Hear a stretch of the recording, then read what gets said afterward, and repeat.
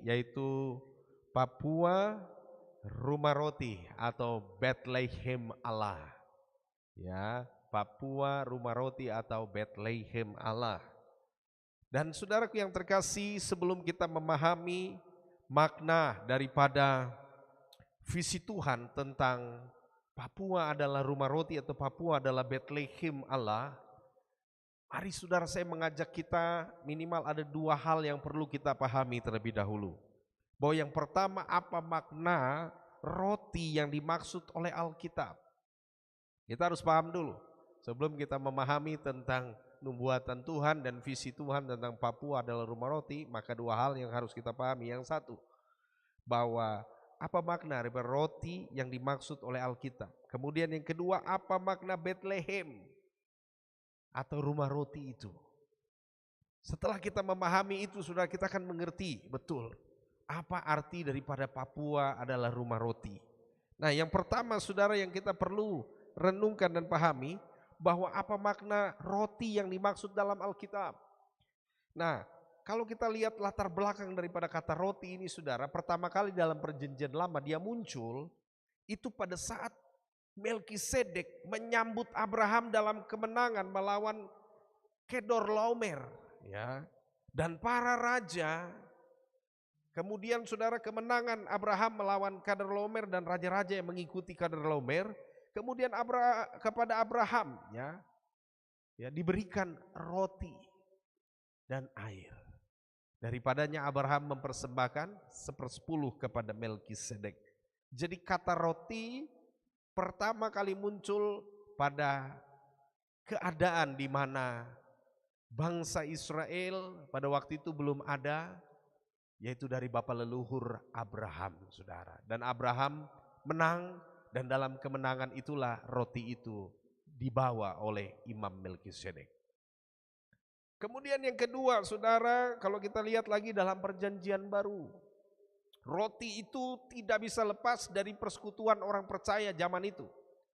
Persekutuan zaman itu saudara, harus jemaat itu kalau ada ibadah pasti ada memecah-mecahkan roti. Itu menjadi sebuah tradisi atau kebiasaan pada waktu itu Bapak Ibu Saudara ya. Jadi mesti ada roti. Roti itu melambangkan bagaimana Yesus mengorbankan tubuhnya. Jadi mereka ada momen selesai ibadah, mungkin di tengah-tengah ibadah mereka memecahkan roti. Ya, memecahkan roti. Kalau kita ikut ibadah di Israel saudara, ya ibadah mesianik, itu pasti ada. Mereka akan yang namanya memecah roti atau perjamuan kudus saudara. Itu setiap kali hari Sabat saudara. Ya. Dan itu luar biasa Bapak Ibu Saudara. Kita melihat bahwa momen-momen memecahkan roti itu menjadi sebuah tradisi yang luar biasa. Jadi kalau memecah roti berarti itu persekutuan orang percaya kala itu. Kemudian saudara kita lihat lagi, Yesus juga berkata bahwa selain daripada roti yang dimakan oleh manusia, Yesus juga menjelaskan Bapak Ibu bahwa roti itu juga bicara tentang firman Allah. Matius pasal 4 ayat yang keempat. Manusia tidak hidup hanya dari roti, melainkan dari firman yang keluar dari mulut Allah. Jadi Bapak Ibu Saudaraku yang terkasih di dalam Yesus Kristus, Papua rumah roti itu juga bicara tentang roti itu, bicara firman Bapak Ibu Saudara. Ya. Jadi roti yang dimaksud oleh Alkitab itu juga firman. Kemudian yang kedua saudara, pengertian roti hidup dalam Alkitab juga dijelaskan.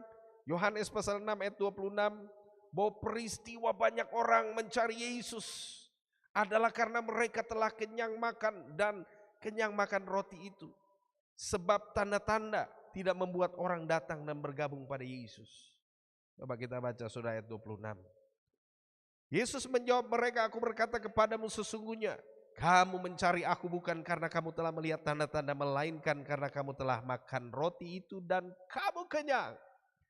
Jadi Bapak Ibu Saudaraku yang terkasih dalam Kristus, peristiwa roti itu juga bicara tentang menikmati ajaran-ajaran Kristus.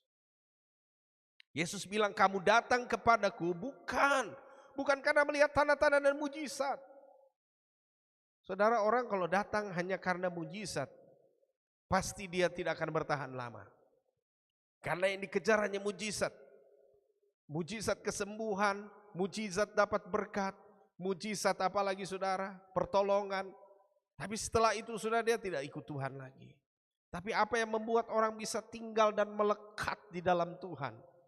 Ketika kita berbicara tentang roti ini, Yesus bilang kamu telah makan roti itu dan menjadi kenyang. Jadi yang bikin orang bisa benar-benar saudara setia mengasihi Tuhan kemanapun Yesus ada, dia telah makan dan kenyang. Roti hidup itu Yesus saudara. Dia telah mengalami Yesus dalam hidupnya. Dia bukan sekedar mengalami mujizat. Ada orang mengalami mujizat tapi tidak mengalami Tuhan. Tapi orang yang telah makan kenyang menikmati Yesus, dia akan setia saudara. Dia nggak peduli orang ada atau tidak mengikuti Yesus. Yang penting bagaimana dia mengikuti Tuhan. Dia nggak peduli kata orang, dia nggak peduli apa yang dilihat dengan orang, tapi dia peduli dengan apa yang dilihatnya tentang Tuhan. Itulah orang yang hidup dimaksud oleh Alkitab. Yesus berkata tentang tema roti hidup saudara.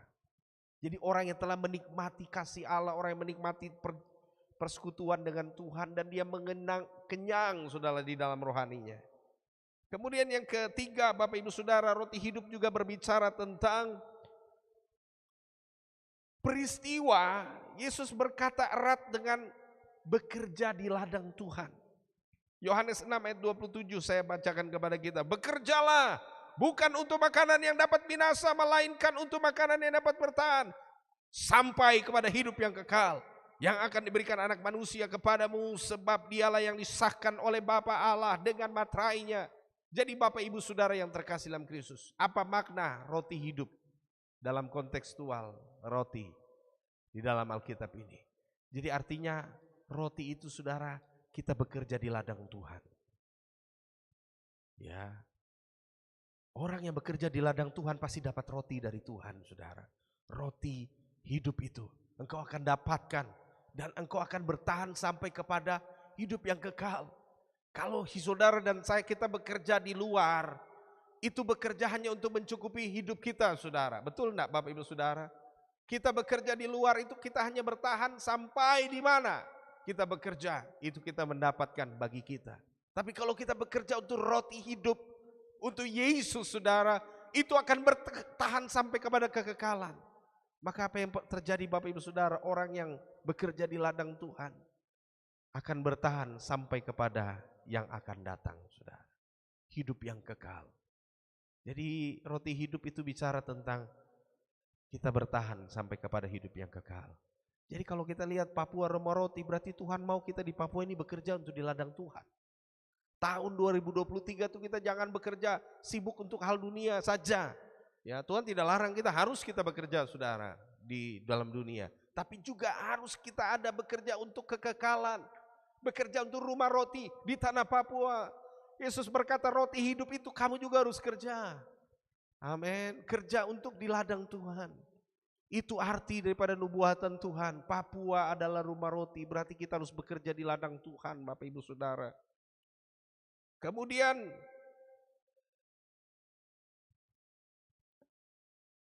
Papua adalah rumah roti juga dikatakan bahwa maknanya saudara yang keempat, bahwa roti itu bicara tentang pengorbanan tubuh Yesus dan darahnya bagi umat manusia. Yohanes 6 ayat 51 berkata demikian, akulah roti hidup yang telah turun dari sorga. Jikalau seorang makan roti ini dan ia akan hidup selama-lamanya. Dan roti yang kuberikan itu ialah dagingku dan yang akan kuberikan untuk hidup ya, dunia saudara. Saudaraku yang terkasih dalam Kristus. Roti hidup itu bicara tentang Yesus yang berkorban. Saya percaya dan yakin bahwa ketika kita melihat ya tidak ada sesuatu pengorbanan tidak ada suatu hasil tanpa pengorbanan saudara. Saudara mau panen ladang besar, mau panen ikan, kita harus berkorban. Waktu, tenaga kita harus mendayung kapal perahu ke laut sana. kita tebar jala, kita buang umpan. Kita harus tunggu lagi. Baru ketika dapat kita harus tarik, berjuang lagi melawan bobot ikan dan ikan yang berenang. Kita tarik dia sampai masuk di kapal kita. Tanpa pengorbanan tidak ada hasil. Ya, buka ladang, buka kebunnya, harus tanami, bersihkan rumput, bakar kebun, baru tanam, saudara. Tanam juga harus jaga pelihara, jangan ada babi masuk, jangan ada binatang kasih hancur. Kita ke kebun, jaga, pagari dengan baik, sirami, kasih pupuk. Waktunya kita akan memanen. Jadi Papua Rumah Roti juga bicara tentang kita harus berkorban di ladang Tuhan, Bapak Ibu Saudara. Yesus datang ke dunia ini, tinggalkan tahta kekayaan dan kemuliaannya di semesta, ya kan, memimpin atas sorga. Dia tinggalkan jadi rupa manusia, itu berkorban. Dia pikul salib, diludah, dihina, dicambuk, dianiaya, dikatakan bahwa jikalau engkau adalah Tuhan, turunkan dirimu dari salib. Itu pengorbanan, saudara. Jadi waktu Tuhan berfirman menyatakan tahun 2023 kita akan menuai besar-besaran. Menuai perlu ada pengorbanan.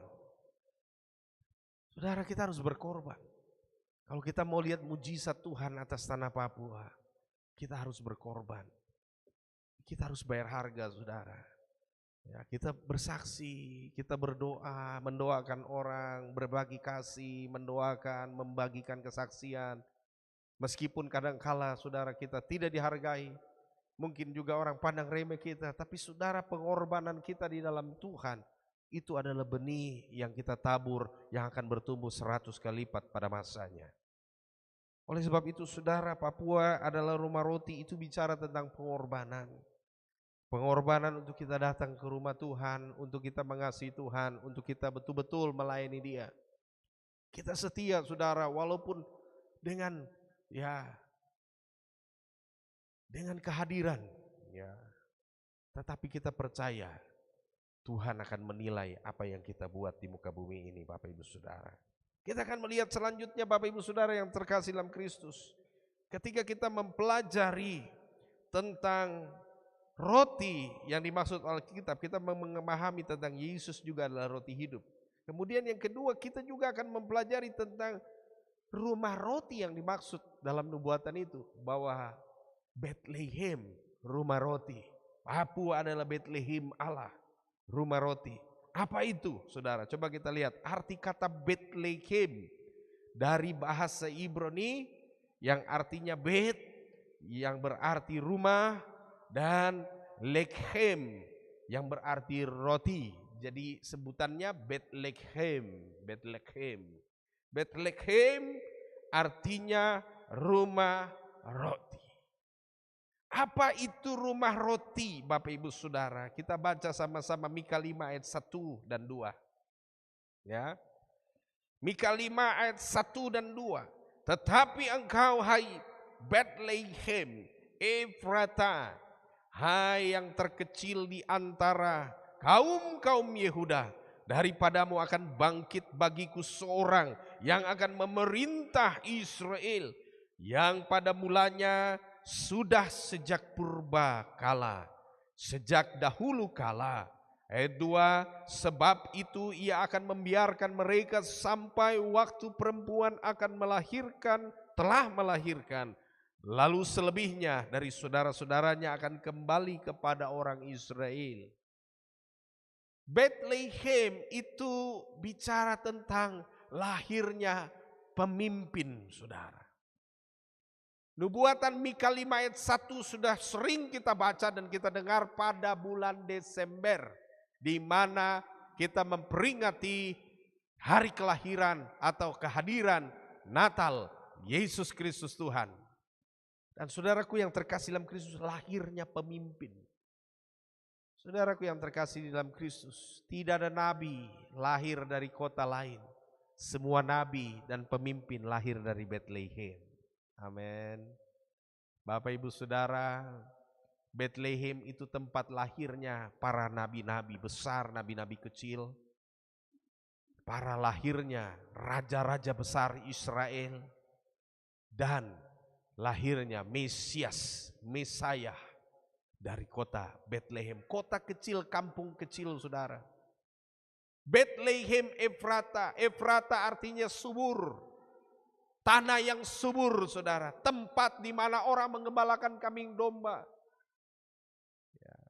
Kalau orang mau pergi membeli domba di Israel, pasti Bethlehem tempatnya, saudara. Bethlehem tempat. Sampai hari ini, saudara. Domba-domba itu dibiarkan lari-lari di atas gunung-gunung itu. Jadi kalau kita masuk Bethlehem, kita lihat. Ya, domba-domba itu berlari-lari di atas gunung, saudara. Kita lihat betul. Domba-domba itu gendut-gendut, saudara, gemuk-gemuk dombanya. Luar biasa. Bethlehem tempat yang subur, saudara. Apa artinya Bethlehem Papua Rumah Roti, saudara? Bethlehem Allah. Berarti saya yakin dan percaya bahwa ketika Tuhan berfirman ini, saudara, dari Papua akan lahir pemimpin-pemimpin hebat, saudara. Dari mulai tahun 2023 ini akan ada pemimpin-pemimpin hebat lahir dari tanah Papua. Ya. Hai kamu Bethlehem yang dianggap paling kecil, tapi daripadamu akan lahir pemimpin.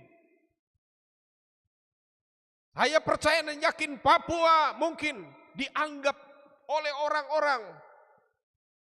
Ya, kita tidak tahu. Mungkin ada orang menganggap bahwa Papua paling ujung dari Indonesia, ya, dianggap paling ujung. Tapi saudara tahu bahwa dari ujung yang dianggap kecil, hai Bethlehem kamu dianggap kecil, daripadamu akan lahir sang pemimpin bagi bangsa-bangsa.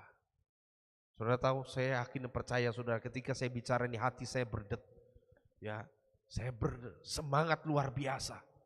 Saya merasakan, saudara, suatu kelahiran yang besar, bahwa Papua akan dipakai Tuhan menjadi lahirnya pemimpin, saudara. Entah itu pemimpin pemerintahan, pemimpin di dunia kesehatan, di dunia olahraga mungkin, pemimpin yang lahir di dalam bidang-bidang apa saja. Ya, bahkan mungkin di bidang pemerintahan, legislator, yudikatif, eksekutif akan lahir, saudara. Muncul pemimpin-pemimpin hebat dari tanah Papua. Saya yakin, saudara. Saya yakin. Kita percaya ini sesuatu yang luar biasa ketika dinubuatkan. Tergantung saudara mau tangkap ini atau tidak. Amin. Saya rindu kita menangkap ini visi, saudara. Oleh sebab itu kita jangan pernah abaikan visi ini, saudara. Sampai Allah di dalam Yesus memberikan saya visi ini bulan Desember. Tapi Tuhan, dia melihat tidak cukup hanya dengan berbicara. Tuhan bikin lagu, saudara. Dan saya dengar lagu itu kemudian saya nyanyikan. Coba musik mainkan. Ya, kasih nada.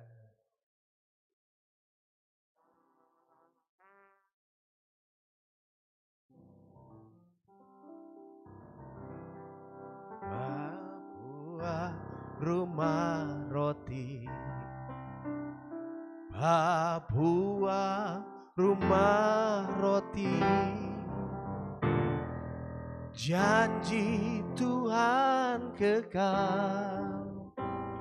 Papua Rumah Roti. Saya jemput kita bangkit berdiri. Papua Rumah Roti. Yuk semua nyanyi. Papua Rumah Roti, janji Tuhan kekal. Papua Rumah Roti. Yesus bersabda, Yesus bersabda, di tahun ini Papua Bethlehem Allah. Yesus bersabda, Yesus bersabda, di tahun ini Papua Bethlehem Allah. Papua Rumah Roti, Papua Rumah Roti, Papua Rumah Roti. Amin. Janji Tuhan kekal, Papua Rumah Roti. Yesus bersabda, Yesus bersabda, di tahun ini Papua Bethlehem Allah. Boleh kembali ke tempat duduk. Saudara, ketika kita nyanyikan lagu ini, tahukah saudara urapan Tuhan dia turun memberkati tanah Papua. Jangan pernah berhenti saudara menyanyikan lagu ini. Di rumah, dimanapun. Sebab lagu ini sekali lagi bukan karangan saya saudara. Amin. Ya. Lagu ini saya dengar di pagi-pagi hari di bulan Januari. Saya mendengar suara Roh Kudus bernyanyi. Wih, bagus. Saya langsung ambil gitar nyanyi. Roh Kudus bilang, rekam. Lalu saya dengar, saya rekam, saya dengar, saya rekam. Dan hasil daripada lagu itu saudara, yang kita sudah dengar dan nyanyikan tadi. Nyanyikan saudara, biarlah seluruh pintu-pintu rumah-rumah, jendela-jendela terbuka di subuh pagi hari. Pujian ini yang dinaikkan. Kita percaya Papua akan menjadi yang dijanjikan Tuhan. Lahirnya pemimpin hebat dimulai dari tanah Papua. Percaya saudara? Tergantung saudara dan saya. Apa saudara dan saya mau nyanyi lagu ini? Lagu ini sekali lagi bukan karangan ciptaan pendeta Riki, tapi saya dengar langsung bagaimana suara Roh Kudus bernyanyi dengan indahnya. Saya hanya meniru apa yang Roh Kudus nyanyikan. Saya cari melodinya di gitar dan saya coba nyanyikan. Berarti Bapak Ibu Saudara, kalau kita nyanyikan ini terus menerus, Papua akan menjadi Bethlehemnya Allah. Tahun ini akan menjadi tahun lahirnya pemimpin-pemimpin hebat, pemimpin-pemimpin besar di negeri ini saudara, di tanah ini. Dan kita percaya saudara, jadi Papua Rumah Roti, Papua Bethlehem Allah itu berarti lahirnya pemimpin. Kemudian yang kedua yang perlu kita mengerti, bahwa Papua Bethlehem, Papua Rumah Roti itu juga berarti tentang Allah menyediakan bagi umatnya makanan. Rut pasal 1 ayatnya yang ke-22 saya bacakan. Demikianlah Naomi pulang bersama-sama dengan Rut, perempuan Moab itu, menantunya yang turut pulang dari daerah Moab, dan sampailah mereka ke Bethlehem Rumah Roti pada permulaan musim menuai jelai. Tahukah Bapak Ibu Saudaraku yang terkasih di dalam Kristus, tahun 2022 saudara, orang takut ya. Tahun 2023 akan ada kegelapan katanya. Tapi Tuhan memberikan semangat, dorongan, pesan khusus bagi kita di tanah Papua. Kegelapan tidak akan menimpa Papua. Papua akan dilindungi Tuhan. Papua akan mengalami Bethlehem Rumah Rotinya Allah. Papua akan mengalami penyediaan Tuhan. Ya. Kalau tempat lain habis, panennya sudah di ujung panen, tapi di tanah Papua akan mulai menuai jelai. Mulai menuai berkat Tuhan. Ya. Saudara bisa googling, cari saja bahwa ternyata saudara di dalam Alkitab Indonesia, khususnya lebih khusus lagi Papua, dinubuatkan dalam firman Allah. Ya, difirmankan bahwa dari ujung bumi, dari pulau-pulau yang jauh, kaum Kedar Nebayot akan datang memuji Tuhan di Yerusalem. Mana ada suatu negara yang pulau-pulaunya banyak? Hanya di Indonesia. Dan itu ada di Papua. Ujung bumi yang dimaksud itu, saudara. Dari ujung bumi Papua akan memuliakan Tuhan. Dan saudaraku yang terkasih di dalam Kristus, Papua harus menjadi rumah roti agar kemuliaannya dinyatakan dahsyat. Jadi apa artinya hari ini kita memahami, saudara, ketika Papua adalah penyediaan, bahwa yang kesimpulannya yang pertama, bahwa agar kita, saudara, memenuhi visi itu, bahwa rumah roti digenapi bagi umat di tanah Papua, maka umat Tuhan harus tinggal di dalam Yesus yang adalah rumah roti. Saya rindu kita yang ada di tanah Papua, dari berbagai kaum, suku, bahasa, dan etnis ada di tanah Papua. Dengar baik, engkau harus tinggal di dalam Tuhan, supaya janji Tuhan atas tanah Papua, Papua adalah rumah roti, engkau juga mengambil bagian di dalamnya. Jangan jadi penonton, jangan hanya lihat orang lain, jangan hanya menyesali diri. Bangun mesbah, hidup di dalam roh, hidup di dalam roti hidup, nikmati persekutuan dengan Allah. Engkau akan dipakai Tuhan di dalam destiny Papua rumah roti yang Tuhan janjikan itu. Ya, mari saudara. Ya, bahkan yang dengar yang tinggal di rumah mungkin hanya karena satu dan lain hal, tapi saya rindu kita harus datang, saudara, setia. Amin. Karena kalau kita bangun mesbah, bangun persekutuan dengan Tuhan erat, maka apa yang terjadi Bapak Ibu Saudara? Kita akan mengalami Papua rumah roti itu, saudara. Kemudian kesimpulan daripada visi Tuhan Papua rumah roti itu bicara tentang lahirnya pemimpin hebat. Karena kehidupan umat yang dipenuhi oleh Yesus adalah rumah roti, maka kita akan menjadi pemimpin-pemimpin hebat. Saya percaya jemaat Tuhan SICC, Sorong International Christian Community, dari dalam ini, saudara, akan lahir pemimpin-pemimpin hebat. Saya yakin dan percaya dari jemaat kita, saudara, suatu saat, ya, suatu saat akan ada yang jadi gubernur, amin. Akan ada yang jadi bupati, wali kota dari jemaat ini. Saya terlampau yakin dan percaya. Amin. Saudara, waktu kita bicara ini tiba-tiba saya lihat ke depan itu cahaya langsung terang, saudara. Tadi langit itu kan gelap itu, saudara.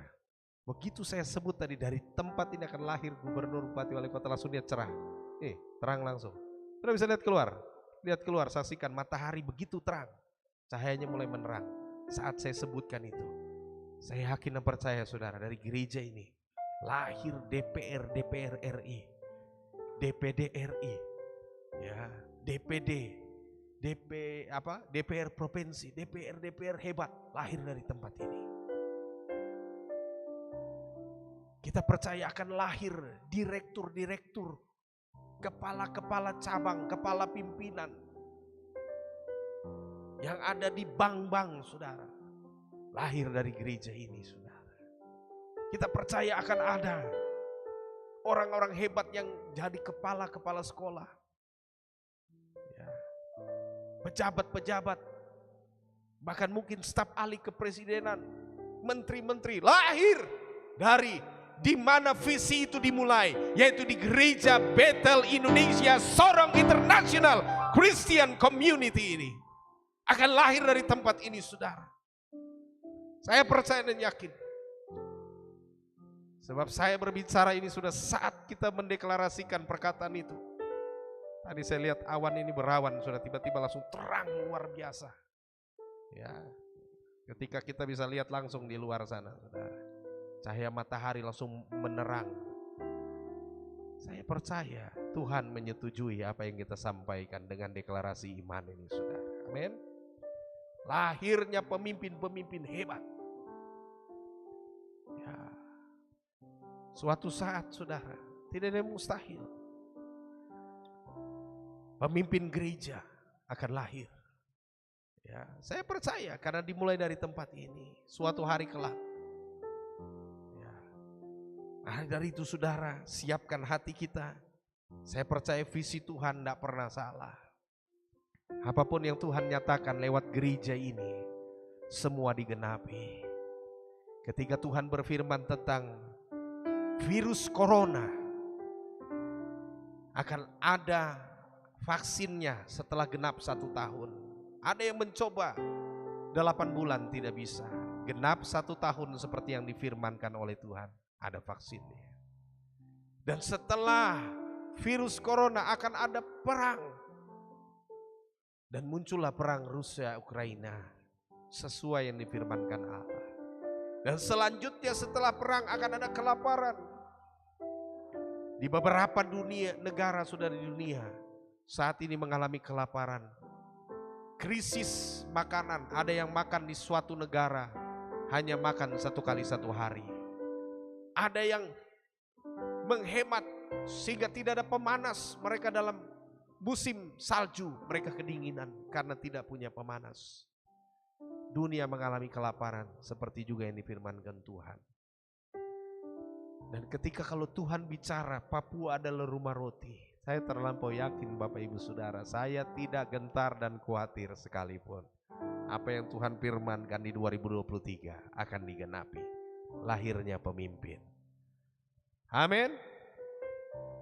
Kemudian lanjut Bapak Ibu Saudara. Ya.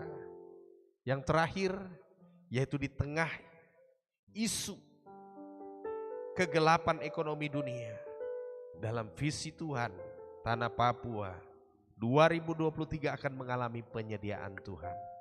Jadi Bethlehem rumah roti itu bicara tentang penyediaan Tuhan. Saya percaya dan yakin. Ya. Semua negara di akhir 2023 ini saudara nanti akan menahan semua sembakonya. Beras akan naik harga saudara. Ya. Dan seterusnya. Tapi kita percaya di tanah Papua kita tidak perlu bimbang ragu. Tuhan akan menciptakan swasembadanya sendiri dengan caranya sendiri. Saya yakin dan percaya Tuhan punya cara yang hebat untuk menyediakan makanan di tahun 2023 di tanah Papua ini. Amin. Inilah firman Tuhan dan penggenapannya kita akan tunggu dan nantikan sampai akhir tahun ini saudara. Amin. Kita nyanyi lagu ini saudara, Papua Rumah Roti dengan nada yang slow. Papua